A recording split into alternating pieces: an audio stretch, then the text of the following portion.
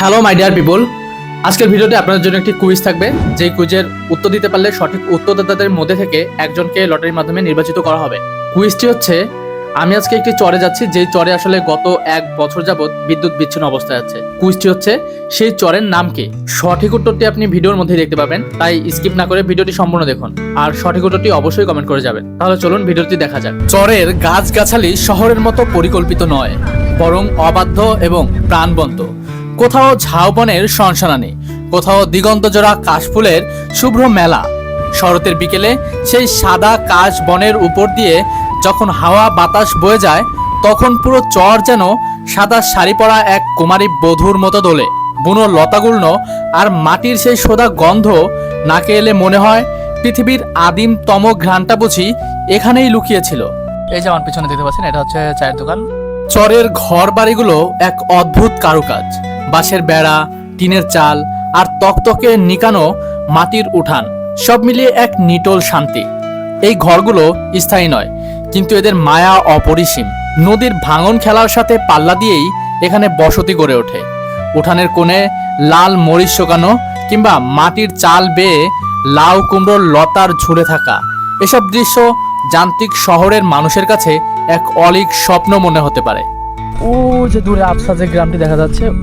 চরের বাতাস সব সময় একটু বেশি চঞ্চল।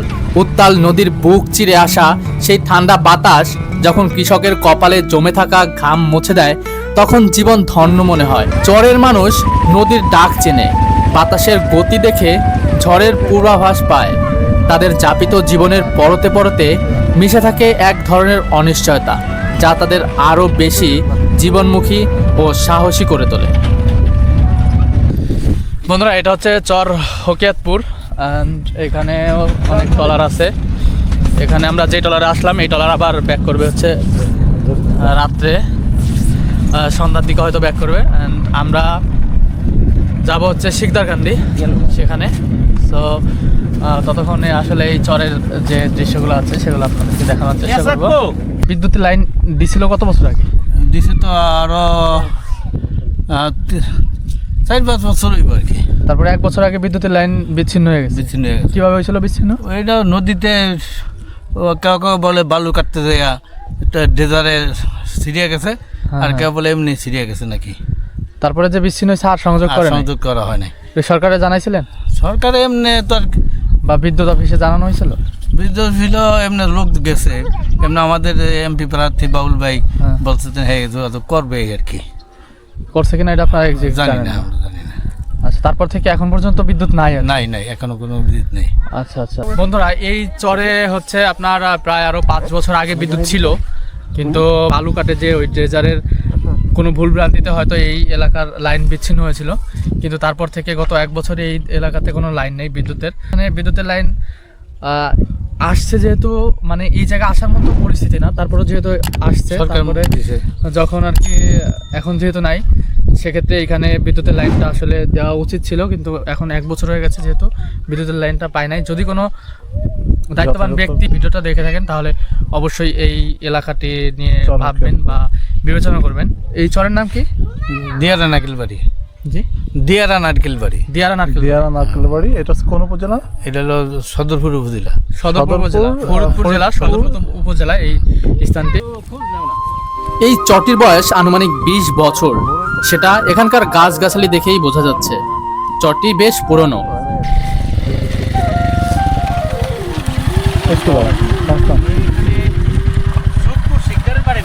আমি তো ছিলাম না, আমি এলাম হইলো এক জায়গাতে, আমি হারুন হালাদার বাড়িতে আইছি। আপনারা আসছেন কোথেকে ভাই? হ্যাঁ, হারুন হালাদার। নন্দলালপুর থেকে আসছেন? হ্যাঁ।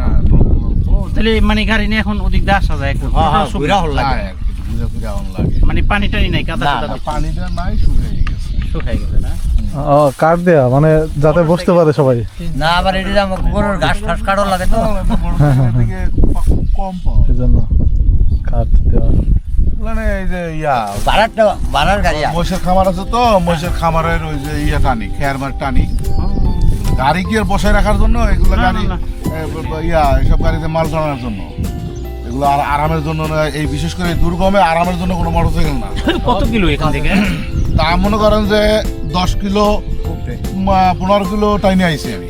এই নন্দলালপুর থেকে হ্যাঁ 15 কিলো এলেন টাইনে আইছি। শালা সেদিন তেলে তো অবস্থা খারাপ হয়েছে এর লিগে 15 কিলো আসছেন? হ্যাঁ হাঁটছে দুইবার মানে তো 30 কিলো হাঁটছে। আমি যত দূর আসবো আমি নিজেও জানি না, আর আমার এই বাইরে তো টানতে টানতে খালি রাস্তা ঘুরে খালি যাচ্ছে, ঘুরাই খালি এদিক ওদিক ওদিক ওদিক, আমি নিজেই বিরক্ত হয়ে গেছি।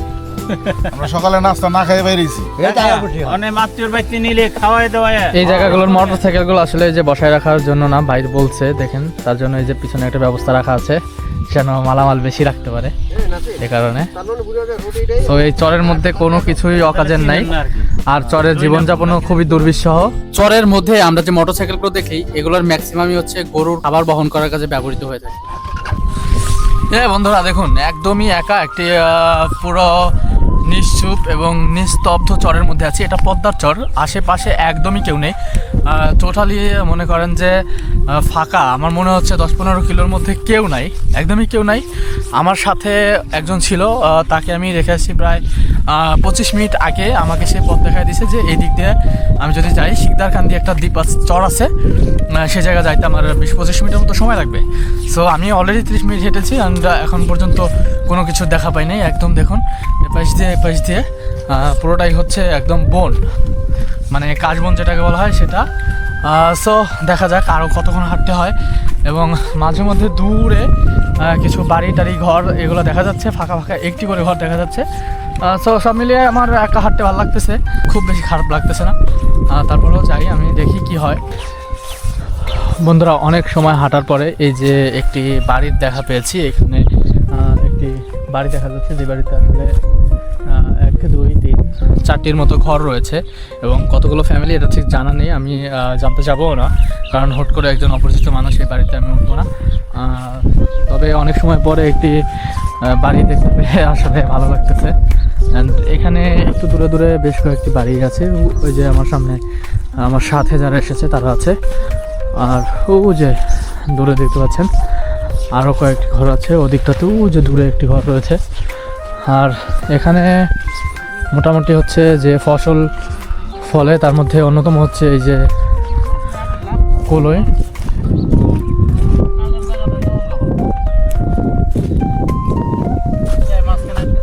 বন্ধুরা, আমরা প্রায় 30-35 মিনিট হাঁটার পরে এই বাড়িটা দেখা পেয়েছি, এই বাড়িটার। এবং দেখি এই বাড়িতে কেউ আছে কিনা, এবং বাড়িতে 2টি গরু দেখা যাচ্ছে, এবং এখানে একটি পুকুরের মতো আছে। আমরা এই বাড়ির মধ্যেই প্রবেশ করেছি। আসলে আমার সাথে যারা এসেছে তারা আসলে কিছু পানি টানি এগুলা খাওয়ার জন্য এসেছে, কারণ আমরা প্রায় 1 ঘন্টার চেয়েও বেশি সময় ধরে হেঁটেছি, অনেক সময় অনেক পথ হেঁটেছি, যে কারণে আসলে বেশ গরম লাগছে। আর বাড়ির মধ্যে একদমই একটা গ্রামীণ পরিবেশ, বেশ ভালো লাগছে। চরে আসলে এই ব্যাপারগুলোই বেশি ভালো লাগে, কারণ এখানে একদমই আপনি গ্রামীণ যে সৌন্দর্য, গ্রামীণ যে পরিবেশগুলো আছে, হাঁস মুরগি, ঝোপঝাড়, কৃষি, সবজি, উঠানোর উপর দিয়ে গরু, সবকিছুই দেখা যায়, যে কারণে আসলে বেশ ভালো লাগে। চরবাসীদের আয়ের অন্যতম একটি উৎস হচ্ছে এই গরু লালন পালন বা গরুর খামার করা। এখান থেকেই তারা আসলে মূলত তাদের একটি বড় আর্থিক যোগান দিয়ে থাকেন। দেখতে পাচ্ছেন আমরা যে বাড়িতে আসছি এই বাড়িতেও কিন্তু 2-3টা গরু আছে, এবং চরে যারা বসবাস করে তাদের প্রায় প্রত্যেকের বাড়িতেই 2-4টা করে গরু থাকে বা ছাগল থাকে, পাশাপাশি হাঁস মুরগি থাকে। এর পাশাপাশি তারা বিভিন্ন ধরনের কৃষি কাজও করে থাকেন। বন্ধুরা, আমরা এখন যেই জায়গায় আছি এটি একদমই একটি নিদান বালুচর, এবং এখানে কিন্তু প্রত্যেকটি বাড়ির দূরত্ব অনেক, এক বাড়ি থেকে আরেক বাড়ি যেতে প্রায় অনেক সময় লাগে, এবং প্রত্যেকটি আলাদা আলাদা বাড়ি। আর এখানকার মানুষ সবাই যে এক গ্রাম থেকে এসেছে এমন না, বিভিন্ন জেলা থেকেও এসেছে। এখানকার মানুষজন দূরত্ব থাকলেও মানে এখানে যারা একসাথে বসবাস করে তাদের মধ্যে কিন্তু একটি অন্যরকম মিল মহব্বত আছে। তারা প্রত্যেকেই যে একই গ্রামের এমন না, তারা বিভিন্ন গ্রাম থেকে এসে এই চরে বাড়ি বানিয়ে বসত করছে, কিন্তু তাদের মধ্যে সেই আন্তরিকতা আছে। যেমন আমাদের সমতল এলাকায় বা আমাদের গ্রাম অঞ্চলে যেটা দেখা যায় যে প্রতিবেশীর সাথে প্রতিবেশীর একটি সুসম্পর্ক থাকে, সেটা কিন্তু এখানেও আছে। আসসালামু আলাইকুম ওয়া রাহমাতুল্লাহি ওয়া বারাকাতুহু। বন্ধুরা, দেখতে পাচ্ছেন আমি এই মুহূর্তে একটি বাড়ির উপর আছি, তবে এই বাড়ির আশেপাশে পুরোটাই হচ্ছে চর। এখান থেকে প্রায় ওদিকে 15 কিলোমিটার, এদিকে 15 কিলোমিটার, এদিকে 20 কিলোমিটার, আমার পিছন দিকে গেলেও 10-12 কিলোমিটার এমন। তো আমরা এখানে আসছি বেশ কিছুক্ষণ হয়েছে এবং পুরোটাই হেঁটে এসেছি, প্রায় 30 থেকে 40 মিটার মতো পথ হেঁটে এই পর্যন্ত এসেছি। অ্যান্ড আস্তে আস্তে আসলে এখানকার মানুষের জীবনযাপন দেখলাম, তাদের ঘর বাড়ি এগুলো দেখলাম। এখানকার মানুষের আসলে আয়ের যে প্রধান উৎস সেগুলো হচ্ছে কৃষিকাজের মধ্যে রসুন এবং কলই, তারপরে হচ্ছে বিভিন্ন ধরনের পেঁয়াজ, সবজি, কলাই, এগুলা। আর পাশাপাশি হচ্ছে তারা একদম প্রধান যদি বলি সেক্ষেত্রে হচ্ছে তারা মৎস্যজীবী, মাছ শিকার করে, এটাই হচ্ছে তাদের প্রধান কাজ বা প্রধান আয়ের মাধ্যম। আর দ্বিতীয়ত হচ্ছে তারা গরু পালন করে থাকে এবং গরুর দুধ বিক্রি করে থাকে, এটাও তাদের একটি বড় আয়ের মাধ্যম। গরু কিন্তু প্রত্যেক বাড়িতেই দেখেছি এবং একটা দুইটা গরু না, প্রত্যেক বাড়িতেই 3-4টা করে গরু থাকে। এই গরুগুলো তারা লালন পালন করে এবং এই চর দিয়ে আসলে তারা চরে যেহেতু বিভিন্ন প্রকারের ঘাস এমনিতেই জন্মায়, সেখানে আসলে একদমই ছেড়ে দেয় গরুগুলো, সারাদিন খাওয়া দাওয়া করে এবং সন্ধ্যার পরে কেউ যায় নিয়ে আসে। এভাবেই তারা আসলে এখানে তাদের কর্মজীবন বা জীবনযাপনটা করে থাকে। চরের বুকে দাঁড়িয়ে থাকা বাড়িগুলির ভিতরটাকেও ফুলে ফুলে সাজিয়েছে বাড়ির কর্তারা, যা দেখতে বেশ চমৎকার।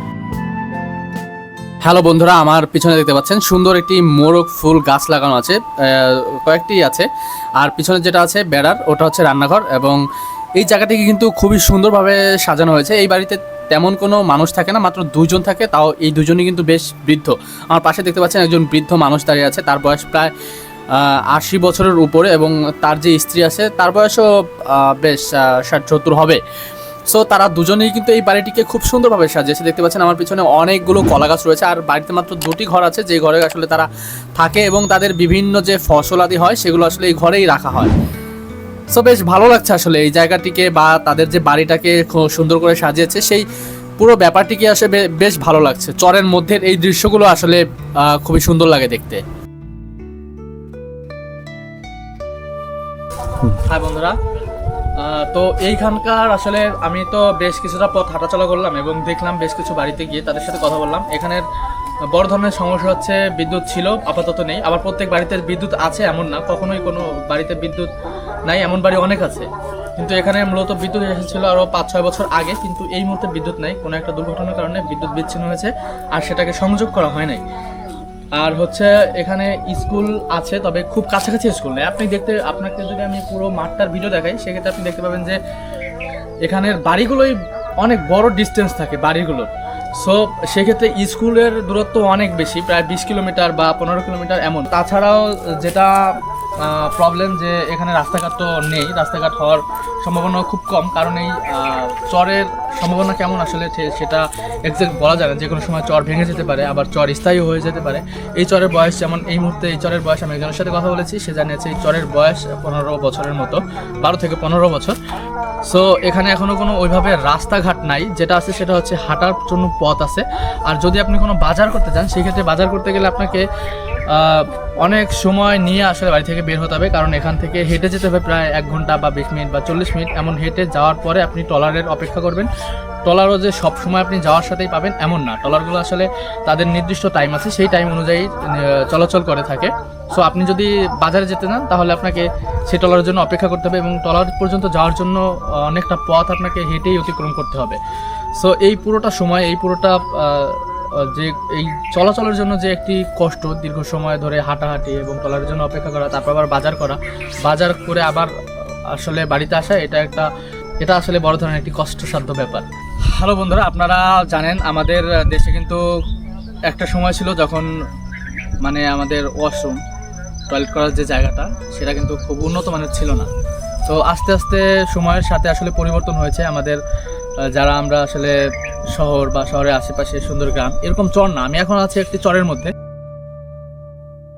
চরের মধ্যে আসলে আপনি আবার সেই সময়টার ওই জায়গাগুলো আপনি পাবেন। এখানে কিন্তু আসলে সবাই বসবাস করে, খুব দুর্বিষহ জীবনযাপন করে থাকে। বন্ধুরা, আমরা আসলে এই বাড়িটিতে উঠেছি এবং এই বাড়িতে ওঠার পরে বাড়িওয়ালারা আমাদেরকে কিছু মুড়ি এবং এখানকার যে গাছ দেখতে পাচ্ছেন কলা গাছ, এই কলা গাছ থেকে পাকা কলাও খেতে দিয়েছে। আমরা এগুলো খাচ্ছি এবং বেশ ভালো লাগছে। ইন্দ্রা আমাদেরকে বেশ ভালোভাবেই আপ্যায়ন করছে আসলে। আমি আইছি, থাকতে আছি, মরিয়া গেলে ওই বৎসরান্তাজ আইয়া ওই বন্ধু বান্ধব নিয়ে আইবি, পিকনিক করে এক রাত থাকিয়া খাইয়া নিয়ে আমার বলা নগে যেই কথা, আমার নাতি নাত করে নগে হয়ে গেল। চুলে আছে, আটকে সব কিছু আছে, পাক করবা, খাইবে নিবে আবার এটা যাবে তো আর থাকবার নিগে আইবে না থাকুন না জায়গাটাও না। আমরা আসলে যে বাড়িটিতে উঠেছি এই বাড়িটি হচ্ছে আমাদের একজন সফর সঙ্গীর রিলেটিভসের বাড়ি, এবং যে বৃদ্ধকে দেখছেন এই বৃদ্ধ হচ্ছে তার নানা হয় সম্পর্কে, এবং বাড়িটি বেশ ভালো লেগেছে। এবং সেই বৃদ্ধ এত সময় আসলে বাড়িতে ছিল না, তিনি কৃষি কাজের জন্য তার জমিতে ছিল। কিছুক্ষণ আগেই আসলে আসলো এবং আমাদের সঙ্গে কথা বললো, আমাদের সবার সঙ্গে পরিচয় হলো। বৃদ্ধর বয়স বেশ অনেকই, বৃদ্ধর বয়স 80-র চেয়েও বেশি, তিনি নিজেই বলেছেন আসলে। তো আমরা এই বাড়িতে বেশি সময় থাকবো না, আসলে আবার চলে যাব, কারণ অনেক হাঁটার পথ। আমরা যদি এখনই বের না হই বাড়ি থেকে তাহলে হয়তো বা রাত হয়ে যাবে, আমরা ঢাকায় পৌঁছাতে পারবো না। শুধুমাত্র আমরা এত সময় অপেক্ষা করছিলাম যেন এই নানা ভাইয়ের সঙ্গে আমাদের দেখা হয়, তার কারণে আসলে আমরা অপেক্ষা করতেছিলাম। সো দেখা হলো, হয়তো আমরা কিছুক্ষণের মধ্যেই বাড়ি থেকে বের হয়ে যাব। যেতে যেতে আরও অনেক দৃশ্য আছে, আসলে চরে দেখার কোনো শেষ নেই, চরের পুরোটা বিষয় আসলে সৌন্দর্যে ঘেরা। বন্ধুরা, ভ্রমণের আরও নতুন ভিডিও পেতে চ্যানেলটিকে সাবস্ক্রাইব করে রাখবেন, লাইক দিন, কমেন্ট করে জানান আপনার মন্তব্য। Thank you. হ্যালো বন্ধুরা, ও যে দূরে আফসা যে গ্রামটি দেখা যাচ্ছে, ওই গ্রামের পরে আরও 2টা এরকম পাথার পাড়ি দিয়ে তারপর যেতে হবে ঘাটে, তারপর ঘাট থেকে নৌকায় উঠবো। প্রায় 15 থেকে 17 কিলোমিটার এই জায়গা, অ্যান্ড এই পুরোটাই হেঁটে যেতে হবে, পায়ে হেঁটে। সো দেখি যাওয়া যায় কি না, আসলে কত সময় লাগে। আর এখানে প্রচুর পরিমাণে বগ আছে, যারা আমাদের এলাকাতে যেমন বগরা মানুষদেরকে ভয় পায়, এরা তার থেকে একটু কম ভয় পায়। কাছাকাছি দিয়ে যাচ্ছি, তারপরেও এরা উঠতেছে না, কিন্তু আমাদের দেখতেছে। ওদের কাছে আসলে এটা একটু নতুন না, মানুষজন আছে, তবে ওরা মানুষের সাথে বসবাস করে এরকম একদম প্রান্তিক। এই যে একটি বক, কত সুন্দর দাঁড়ায় আছে একদম চরের মাঝখানে। এই যে একটা দোকান, চায়ের দোকান, এখানে এখন একটু চা খাওয়ার ব্যবস্থা করতে হবে। দেখেন এই আশেপাশে কিচ্ছু নেই, এই যে একটা বাড়ি, এই বাড়িটাতে একটা ফ্যামিলি, ও যে দূরে আর একটা বাড়ি, এর পাশ দিয়ে একদম ফাঁকা। আর এই যে হচ্ছে দোকানটা। তো যাই, চলেন দোকানে যাই আর দেখি দোকানে কি খাওয়া যায়। মূলত চা খাওয়ার জন্যই বসতেছে। কি অবস্থা মামা? হ্যাঁ ছিল। চা কি ফ্লাক্সে রাখেন সবসময়? বন্ধ ছিল। ওই একা তো ওই এদিক ওদিক যাই, এই কারণে আর কি। আপনার কি বাড়ি ঘরে এইটা? আমার বাড়ি করে দে। ঘুমানো এই জায়গা থাকেন, এই জায়গা দোকানদারি করেন? হ্যাঁ। এমনি আর কাজ বাজ করেন না? না, কৃষি কাজ, মাছ শিকার এগুলো করেন না? এখন এই ওই ক্ষেত খামার করি, এই তো আমার খেতেই আমার বাড়ি। কতটুকু আছে এখানে? এখানে জমি হলো আপনার গা 10 বিঘা এবার বললে। দেখি আপনার নিজেরই? হ্যাঁ আমার নিজেরই। আমি ঢাকা ছিলাম, ঢাকা আমার দোকান ছিল কালীগঞ্জ। তখন এই পয়দায় ভাঙ্গার পরে চলে গেছিলাম, বুঝছেন? তখন এই জমি জাগলো মতন আসি নাই। তখন ওই মানুষে ই করে, ঠিক মতন দেয় না। তো আমার দেশের মানুষে বললো কি যে তোমার এতখানি জায়গা জমি, তাই তুমি চলে আসো। তখন আমি চলে আসলাম, আই ঘরটা উড়িয়া এসে এই কইলাম যে নিজে তো কাজ কাম করি না, সময়টা কাটে আর ক্ষেত খোলা দেখশন করি। ধান পাইছিলাম, বিক্রিটা ফেলাইছি। ধান কতগুলো পাইছিলেন? 10 বিঘা? ধান পাইছিলাম আপনার 50 মণ। 10 বিঘা 50 মণ? 50 মণ তো অনেক কম। লাল চাল। কম, ওই ধান ছিল না, এই ঘাস হয়েছিল তো আমি খেতে কোনো রাখ রক্ষিতা ঠিক মতো করতে পারিনি, ওই ঢাকা ছিলাম। তখন আশ্বিন মাসে আইয়া আপনার এই কলই কালাই বুনছি আর এই কালিজিরা বুনছি, যে আর ঢাকা যাব না, একবারে চলে আইয়া ভয় আল্লাহ রে বাবিয়া থাকি যে যা করে আল্লাহ করবো।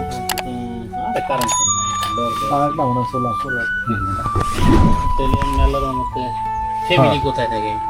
বাচ্চা কাচ্চা? 2টা মেয়ে আছে,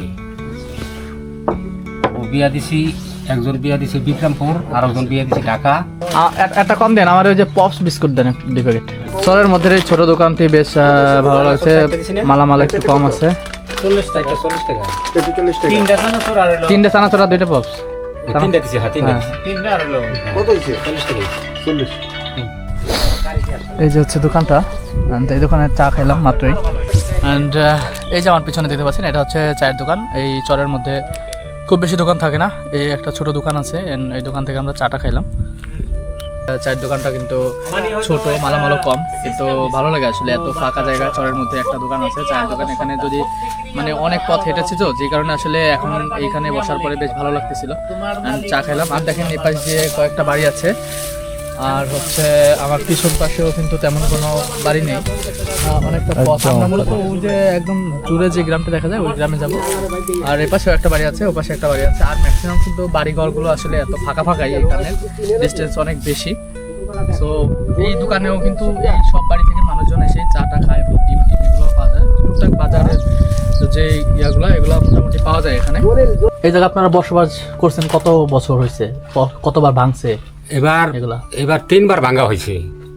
3বার ভাঙ্গা হয়েছে। 3বার ভাঙ্গার পরে আমরা এদিক ওদিক ছিলাম, তারপরে আমরা 88-তে চলে যাই বিক্রমপুর।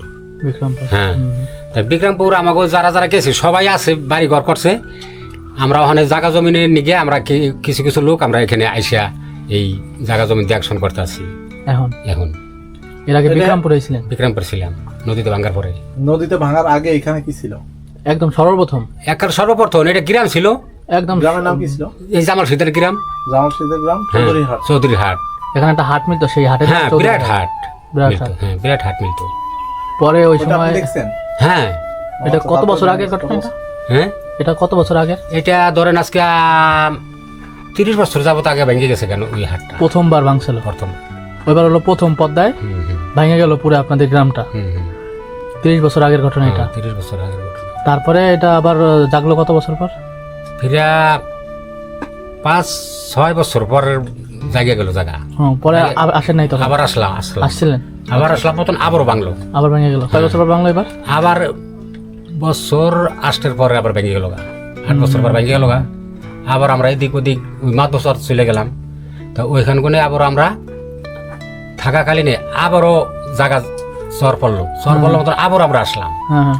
তা আবার আসিয়া আবার 5-6 বছর থাইকিয়া আবার যখন বাংলো 88-তে আমরা চলে গেলাম গা। 88 আবার বাংলো? হ্যাঁ, বাংলো মতন আমরা চলে গেলাম গা। বলে গেলাম 88 সালটা ভালোভাবে মনে আছে না? হ্যাঁ, আচ্ছা। গেলাম গা মতন। হ্যাঁ, এই যে পরে আবার এই যে জাগলো মতন, এই যে আমাকে ওই লোকজন আর আসে না, তারা আয়া জায়গা জমিন আছে, তারা আয়া যায় দেখশন করে। আর আমরা ওখানে যা কিছু কিছু লোকের আর কি বাড়িঘর করছি। এখানে কতদিন আছেন এখন? এখানে আজকে 8 বছর ধরে যাচ্ছি। 8 বছর ধরে যাচ্ছে। আপনি 8 বছর ধরে আছেন এখানে? আমি 8 বছর ধরে আসা যাওয়া করি। আমি এখানে আছি 2 বছর ধরে আইছি। 2 বছর ধরে দোকান দিয়েছেন। যাক গে, তাহলে 88 সালে তো আপনার 3 নাম্বার বার ভাঙছে। হ্যাঁ, তার মানে এখন তো 88 সাল পর্যন্ত প্রায় 40 বছর। হ্যাঁ, এর আগে 2বার ভাঙছে, হ্যাঁ। 48। হ্যাঁ, প্রায় 60 বছর আগের ঘটনা হচ্ছে হ্যাঁ, চৌধুরীর চর। বুঝতে পারছেন? চৌধুরীর চর, জামাল শিকদার গ্রাম। শিকদারের গ্রাম। এই ঘটনা যখন ঘটছে, প্রথমবার যখন আপনাদের গ্রাম ভাঙছে, তখনকার ঘটনা প্রায় 60 থেকে 65 বছর আগের ঘটনা। বুঝছেন? 30 বছর না, 30 বছর না। অনেক বছর আগের ঘটনা। তাহলে আপনি সচক্ষেই দেখছেন ওই গ্রামটা না? আপনাদের কত আত্মীয় স্বজন ছিল, হ্যাঁ। চাচা না? হ্যাঁ, কিন্তু এখন কারোর সাথে কি যোগাযোগ আছে? যোগাযোগ আছে সবার সাথেই। ফোনে যোগাযোগ হ্যাঁ, মাঝে মধ্যে আসে। আবার আমিও যাই ওই পারে। ওই পারে আছে ম্যাক্সিমাম লোক? হ্যাঁ, ওই পারে লোক, বেশিরভাগ লোক ওই পারে ওই পারে। ওই পারে একটা জায়গা আছে বালাসুর করে নাম। বালাসুর নাম শুনছেন না? ওখানে আমাকে সব গ্রামে জায়গা জমি কিনে সবাই বাড়িঘর করছে। আচ্ছা আচ্ছা, তাহলে তো ভালোই। তারা যায় আসে, আমিও যাই আসি। ওই আমার ওপার 2 ভাই আছে, আপন বোন আছে, আর আমার চাচারা আছে, এরকম আত্মীয় স্বজন সবই ওই পার। তারাও আসা যাওয়া করে, আমরাও আসা যাওয়া করি। আপনার সন্তান ওই যে এক সন্তান সৌদি গেছে, আজকে 4 বছর হইল। যোগাযোগ নেই? যোগাযোগ নেই। আপনার স্ত্রী আছে? না, হে মারা গেছে। কত বছর আগে? 4 বছর হয়েছে। 4 বছর হয়েছে। তার মানে আপনি এখানে একাই আছেন এখন, তাই না? হ্যাঁ, রান্না বান্না করেন, খান, সব একাই? হ্যাঁ, একাই গ্যাসের চুলায় রান্ধি। ঘুমান এখানেই? হ্যাঁ, এখানেই ঘুমায়। একটা চৌকি আছে ভিতরে। হ্যাঁ। আর এই যে ফসলাদি চাষবাস করেন এটাই না? আর দোকানদার এমনি মাঝে মধ্যে বইসে, দোকানদারি কোনো ইয়া না, জাস্ট আছেন সবার সাথে একটু দেখা হইলো সন্ধ্যার সময়, এখানে বসলেন। আবার এই কারণেই এখানে আইছি আর কি। যাক, আলহামদুলিল্লাহ ভালো আছেন।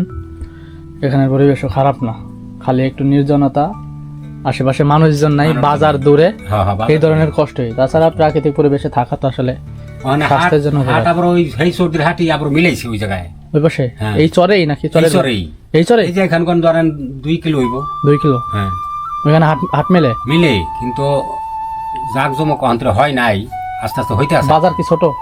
না বড় হয়েছে হয়নি। তাই তাইলে এক সময় হয়ে যাবে। এই চরের হয়ে যাবে হ্যাঁ এই চরের বয়স তো শুনলাম অনেক, 10-12 বছর মনে হয়। হ্যাঁ 10-12 বছর হয়ে গেছে তাহলে এখন আর নদীর ভাঙ্গন নাই, এই ব্রিজটা হওয়া নেই, হ্যাঁ, হ্যাঁ। আমরা একটু রক্ষা পাইছি আর কি পদ্মা ব্রিজ হওয়ার কারণে। ব্রিজ হওয়ার কারণে।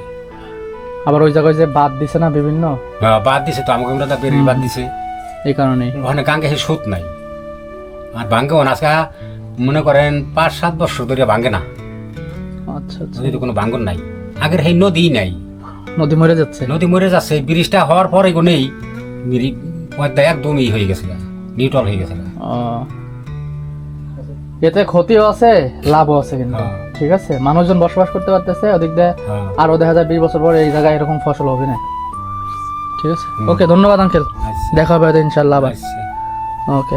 শীতের সকালে যখন চরের বিস্তৃত জমিতে হলুদ সরিষার ফুল হাসে, তখন মনে হয় যেন কেউ চরের বুকে সোনালি মখমল বিছিয়ে দিয়েছে। ভোরের কুয়াশা মোড়ানো সেই নির্জনতায় ডাহুক বা পানকৌড়ের ডাক এক অপার্থিব নিস্তব্ধতা তৈরি করে। মাথার উপর বয়ে চলা বিশাল আকার ঘাসের বোঝাটি যেন চরের বুক থেকে কেড়ে নেওয়া এক মুঠো সজীবতা। এই ভার তাকে নুয়ে দেয় না, বরং তাকে শক্ত রাখে, কারণ তিনি জানেন এই ঘাসটুকুই তার গোয়াল ঘরের সম্বল, তার পরম বন্ধু, গবাদি পশুদের আহার। জীবন এখানে যতটা কঠিন, এই সবুজ ঘাসের ঘ্রাণ ঠিক ততটাই কোমল।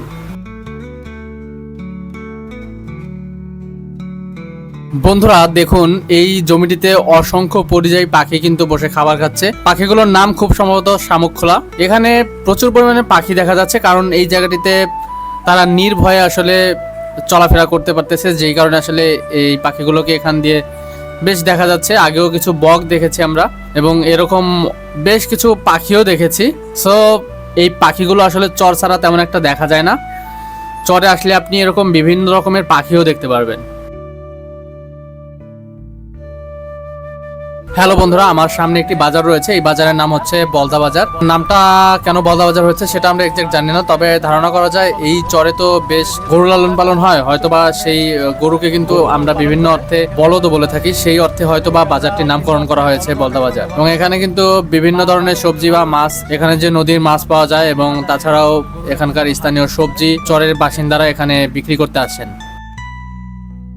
বন্ধুরা, আমরা আজকে সারাদিনে এই যে চর ঘুরলাম, অ্যান্ড চর ঘুরে বেশ কিছু প্রাকৃতিক দৃশ্যই দেখেছি, বিভিন্ন ধরনের পাখি দেখলাম, নতুন নতুন পাখি। এখানে পাখিদের মোটামুটি ভালো একটি বসবাসের স্থান আছে, কারণ মানুষজন তো কম, যে কারণে পাখিরা আসলে স্বাচ্ছন্দ্যে এখানে থাকতে পারে। বাড়ির চারপাশ ঘিরে থাকে কলা গাছ, পেঁপে গাছ, কিংবা দ্রুত বেড়ে ওঠা ধনচা বন।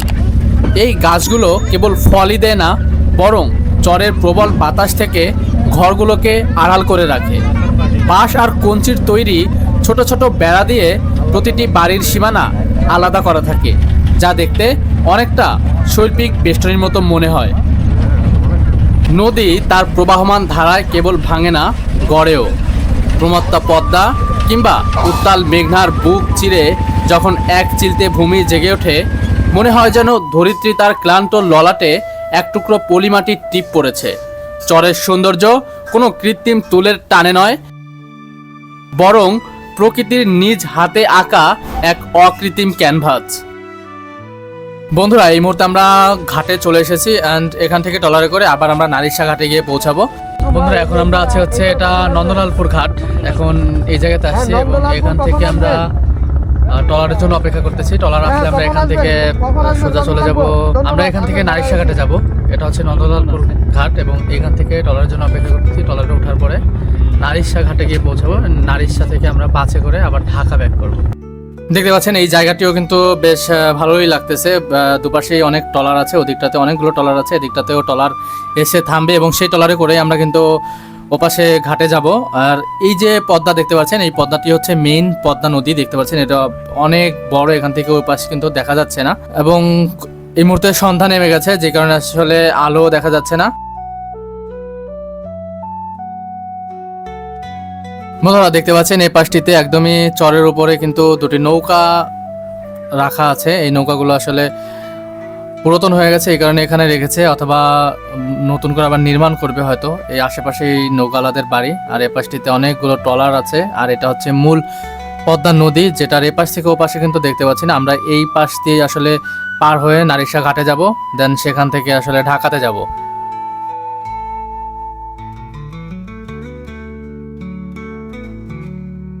বন্ধুরা দেখতে পাচ্ছেন ট্রলার কিন্তু এই মুহূর্তে ঘাটে চলে এসেছে, এবং এই ট্রলারটি আবার ফেরত যাবে হচ্ছে নারিশা ঘাটে। সো আমরা এই ট্রলার উঠেই নারিশা ঘাটে যাব।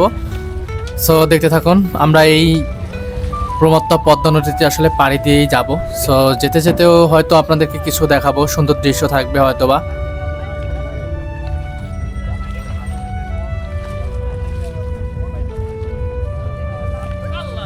এই ট্রলারে করে আসা বেশিরভাগ যাত্রীরাই হচ্ছে এই চরের বাসিন্দা, আর হয়তোবা খুব কম কেউ আছে যারা এই চরে বেড়াতে এসেছেন। সবাই গিয়েছিল আসলে নারিশা যে বাজারটি আছে সেই বাজার থেকে বাজার করে নিয়ে আসার জন্য। কেউ গিয়েছে এখানকার যে সবজিগুলো আসলে উৎপাদন হয় সেই উৎপাদিত সবজিগুলোকে নারিশা বাজারে বিক্রি করার জন্য। এবং এই সন্ধ্যার লাস্ট যে এই ট্রলারটা, এই ট্রলার হচ্ছে শেষ ট্রিপ। সো এই ট্রিপে করে তারা ফিরেছে নিজ বাসস্থানে।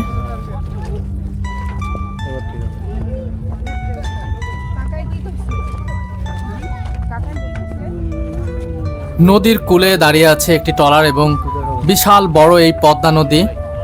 সব মিলিয়ে এই গ্রামীণ চিত্র দেখতে হলে অবশ্যই আপনাকে চরে আসতে হবে। শহরে থেকে কিন্তু আপনি এই যে একটি গ্রামীণ বৈচিত্র্যময় সৌন্দর্য, এটা কিন্তু উপভোগ করতে পারবেন না কখনোই। কি অবস্থা ভাই, ভালো আছেন? ট্রলার থেকে সমস্ত যাত্রী নামা শেষ এবং এখন ওঠার পালা। এভাবেই দিন যায় দিন আসে, ট্রলার চলতে থাকে তার আপন গতিতে। এই একটি ট্রলার যাত্রীদেরকে নামিয়ে দিয়ে যায় এবং পরবর্তীতে এখান থেকে যাত্রী নিয়ে আবার নারিশা ঘাটে পৌঁছে দিয়ে আসে। এভাবেই চলতে থাকে তাদের 10 মিনিট জীবনযাপন।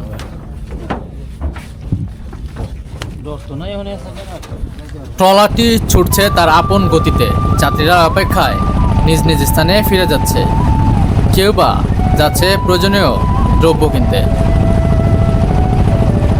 বন্ধুরা, নতুন ভ্রমণের ভিডিও পেতে চ্যানেলটিকে সাবস্ক্রাইব করে রাখুন।